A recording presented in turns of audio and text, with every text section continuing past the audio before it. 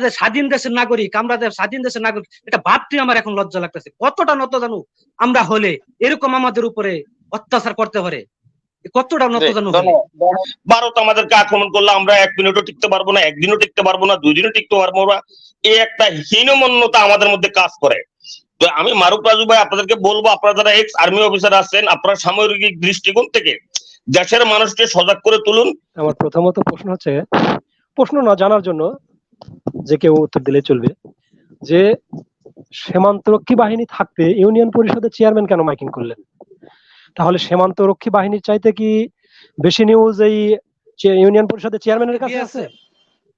BJP miking করে বললো যে ঠিক আছে, যে বিএসএফ গুলি করে সতর্ক করলো, এটা যে কতটা লজ্জার, এই স্বাধীন দেশের নাগরিকের কতটা কষ্টের, এটা আমি বলে আপনাদেরকে বোঝাতে পারবো না।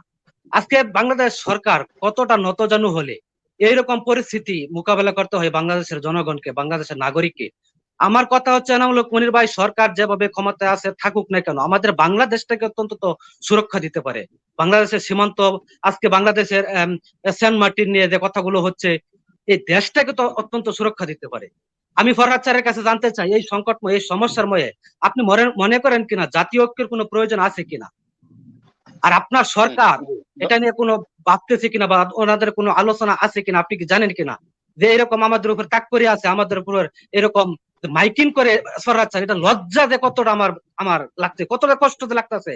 আমরা যে স্বাধীন দেশের নাগরিক, আমরা যে স্বাধীন দেশের নাগরিক, এটা ভাবতে আমার এখন লজ্জা লাগতেছে। কতটা নত জানু আমরা হলে এরকম আমাদের উপরে অত্যাচার করতে পারে, কতটা নত জানু হলে, কতটা নত জানু আমাদের।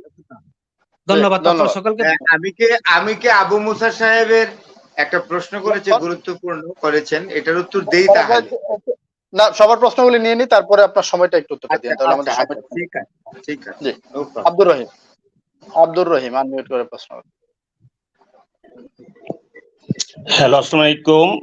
এনামূলক মনির ভাই, ফরহাদ স্যার, মারুফ রাজু ভাই এবং জিল্লুর ভাই, আপনাদের তিনজনকে সালাম জানাই। আমি বর্তমান অবস্থার সাথে আপনাদেরকে দুইটা ইতিহাস একটু আমার মেমোরিতে আসলে দুইটা ইতিহাস জানাই দিতে চাই। ওই দুইটা ইতিহাসের সাথে আমাদের বর্তমান দেশের একদম পুরোপুরি মিল আছে, এবং আমি অত্যন্ত আশা করব তিনজন অতিথি আমার এই দুইটা ইতিহাসের ঘটনা যে আমি বলবো, এই দুইটা নিয়ে তিনজন অতিথি একটু মন্তব্য করবেন। তিনজন অতিথি আমার এই দুইটা ইতিহাস নিয়ে মন্তব্য করবেন। প্রথম হলো, আজকে গতকালকে যে ভারতীয় বিএসএফ গুলি করতে উদ্যত হওয়ার কারণে আমাদের যে বিজিবি মাইকিং করছে, এটার সাথে আমি দেখতে পাচ্ছি 1971 সনের 25শে মার্চের আগের ঘটনা। যখন 25শে মার্চের আগে তাজউদ্দিন আহমেদ বঙ্গবন্ধুর কাছে টেপ রেকর্ডার নিয়ে গেলেন যে লিডার আপনার স্বাধীনতার ঘোষণা করুন, বঙ্গবন্ধু তখন তাজউদ্দিন আহমেদকে বলছিলেন আমি তো দেশদ্রোহী হতে পারবো না, যাও হরতাল ডাক দিচ্ছি। এটা ছিল ওনার রাজনৈতিক বক্তৃতা।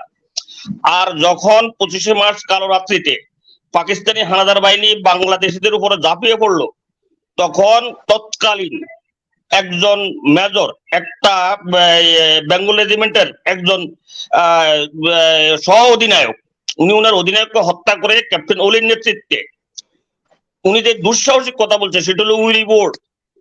কারণ একজনের গায়ে হলো সামরিক পোশাক, আরেকজনের গায়ে হলো রাজনৈতিক পোশাক। তা আমাদের বাংলাদেশের বর্তমান মানুষের মধ্যে যে মন মানসিকতা, আমি ক্যাপ্টেন মারুফ রাজু ভাইকে বিশেষ করে বলবো, যেহেতু উনি আর্মি পার্সন, আমাদের দেশের অধিকাংশ মানুষের মন মানসিকতা হলো ভারত বিশাল দেশ, ভারতের বিশাল সেনাবাহিনী, ভারত আমাদেরকে আক্রমণ করলে আমরা 1 মিনিটও টিকতে পারবো না, একদিনও টিকতে পারবো না, 2 দিনও টিকতে পারবো না। এই একটা হীনমন্যতা আমাদের মধ্যে কাজ করে। তো আমি মারুফ রাজু ভাই আপনাদেরকে বলবো, আপনারা যারা এক্স আর্মি অফিসার আছেন, আপনারা সামরিক দৃষ্টিকোণ থেকে দেশের মানুষকে সজাগ করে তুলুন যে আসলে ভারত আমাদের কাছে টিকতে পারবে না। আমাদের ইমানি শক্তি আছে, আমাদের জাতীয়তাবোধ আছে, আমাদের শক্তি অপরিসীম। আপনারা এই জিনিসগুলো মানুষকে একটু মানসিক ভাবে প্রস্তুত করুন, এই আহ্বানটুকু আমি জানাচ্ছি। আসসালামু আলাইকুম। ধন্যবাদ। রনি, এমডি রনি আনমিউট করে প্রশ্ন করেন। যে আনমিউট আছেন প্রশ্ন করেন। ভয়েস অফ পিপলের সম্মানিত সঞ্চালক মনির ভাই সহ তিনজন আলোচককে আমার সালাম, আসসালামু আলাইকুম। আমার প্রশ্নটা হচ্ছে, মনির ভাই, আমি একজন দেশের সাধারণ নাগরিক হিসেবে আমার প্রশ্ন, বাংলাদেশের সীমান্তে যা সীমান্তরক্ষী বাহিনী আছে, যারা দায়িত্বে আছে, তাদের কাজ কি? আর একটা প্রশ্ন, বাংলাদেশে এ পর্যন্ত সীমান্তে যতগুলো হত্যা হয়েছে তার জন্য কি পদক্ষেপ নিয়েছে বাংলাদেশ সেনাবাহিনী এবং সীমান্তরক্ষী বাহিনী? এটা একটু জানার জি কথা আমার। আর এটাই, ঠিক আছে। ধন্যবাদ। মনির মনির হোসেন, জি আনমিউট করে প্রশ্ন করেন মনির।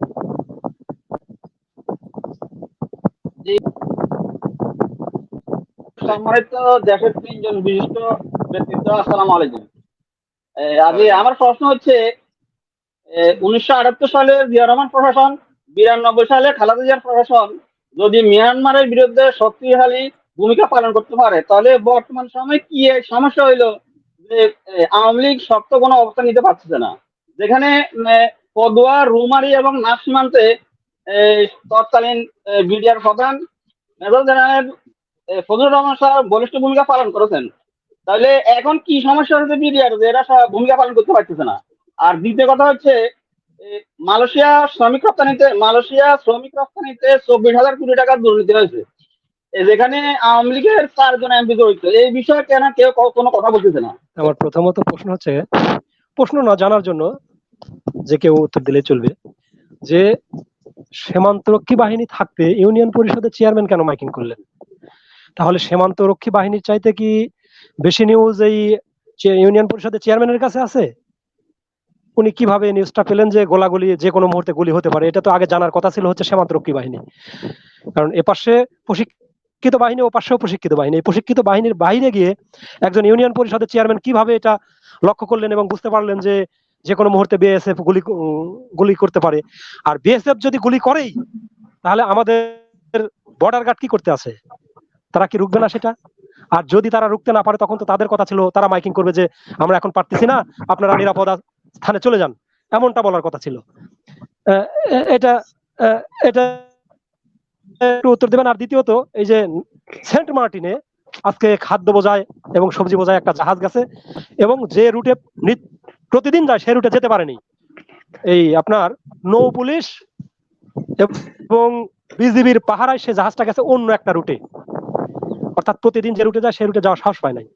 তাহলে এই আমাদের সীমান্তরক্ষী বাহিনীতে কি কাজ? একটা সন্ত্রাসী গোষ্ঠী, মুসলিমে কয়েকটা সন্ত্রাসী গোষ্ঠী, যারা আমাদের নৌবাহিনীকে লক্ষ্য করে, প্লাস আমাদের ভ্রমণ পিয়াসু মানুষের জাহাজকে লক্ষ্য করে, পিসবোটকে লক্ষ্য করে যারা গুলি ছুড়ছে, তাদের থেকে পালিয়ে অন্য একটা রুট দিয়ে খাদ্য বোঝায় জাহাজ নিয়ে তারা সেন্ট মার্টিনে যাচ্ছে। আমাদের এই অকেজো সীমান্তরক্ষী বাহিনীতে কি হবে? কেন এরা অবস্থায় আছে? আর আরেকজন ব্যক্তির কথা উঠে আসলো, যিনি ফজলুর রহমান সাহেব, মেজর জেনারেল ফজলুর রহমান সাহেব। উনি ওনার সময় প্রতিবাদ করেছিলেন এবং অ্যাকশনে গিয়েছিলেন, যার প্রেক্ষিতে ওনাকে চাকরিটা খোয়াতে হয়েছে। আসলে কোন অদৃশ্য শক্তি বলে উনি চাকরিটা খোয়ালেন? সে কথাটা কিন্তু আজও পরিষ্কার নয়।